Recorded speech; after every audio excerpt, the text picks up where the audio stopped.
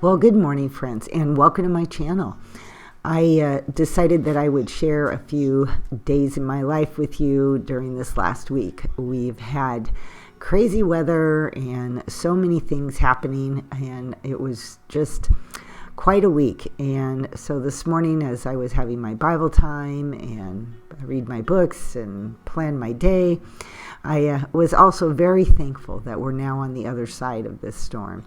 And I'm going to take you back a day or two and show you what has been going on. A few days before the storm hit, the weather was rainy and getting colder, and we knew things were changing. The weather forecast said there was a possibility of snow and bad weather, so we headed to the grocery store to stock up on food, fresh veggies and things like that, just to be prepared for anything that might come about.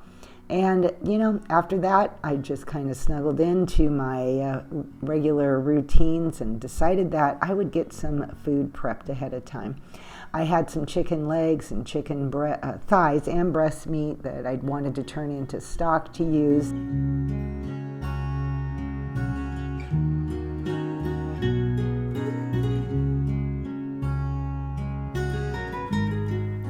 And I checked my list to see what other homemaking things I wanted to get done, and I started working on those things too.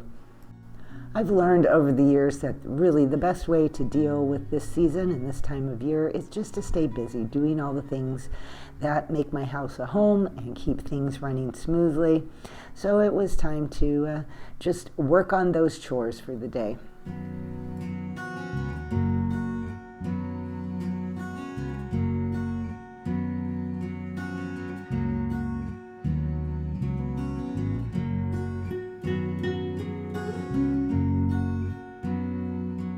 Aside from my daily dues and getting those done, I also had meat in my refrigerator that I wanted to cook and get into the freezer. So I decided I would do a little meal prepping that day. This is a 3-pound package of Jimmy Dean sausage, and I usually just kind of cook that up and then we'll divide it up and freeze it. I also had 6 pounds of hamburger, and I was going to do the same thing with that. So I did that, and in the meantime, my chicken was being cooked in the Instant Pot, turning into some delicious broth and chicken meat. So I was feeling pretty good that I had planned to get quite a few things into my freezer this afternoon.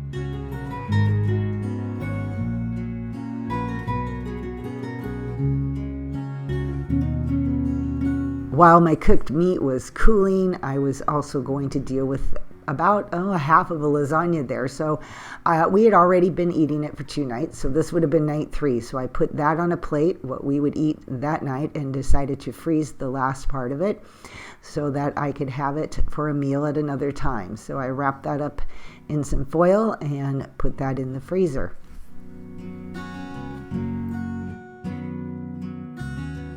Once all my sausage was cooked, I then just started dividing it into quart-size Ziploc bags.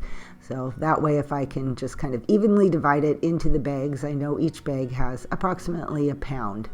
And then I did the exact same thing with the hamburger as well.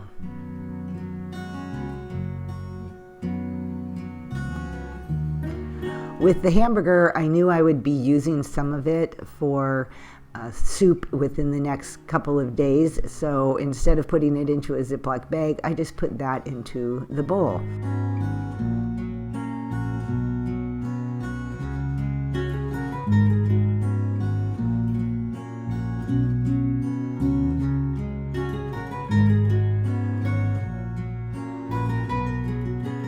Once that was done, it was time to deal with the chicken.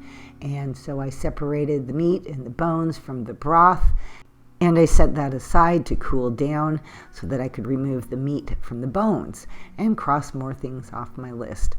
I also then set up my coffee for the next morning. I always like to do that in the afternoon or at some point during the day, so it's easy to start the next morning. And I kind of cleaned up my Instant Pot and put that away. I typically leave my counters with as little on them as possible, so once I'm done using my Instant Pot or crock pot or anything else, I always put them away.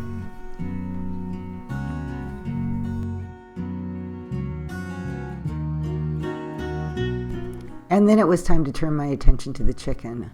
I ended up with 2 quarts of chicken broth, and I cut up all the meat that I had taken off the bone and ended up with about 8 cups of chicken meat.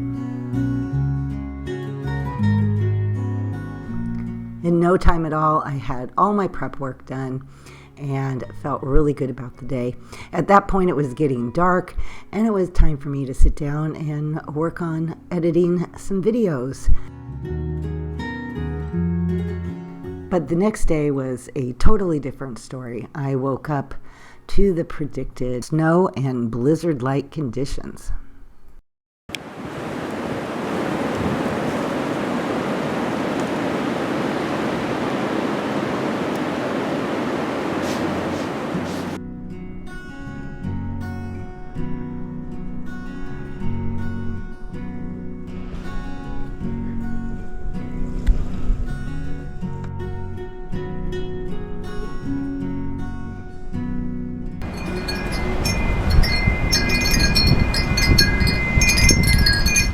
My husband kept putting more wood on the fire, and we were feeling pretty snugly and warm.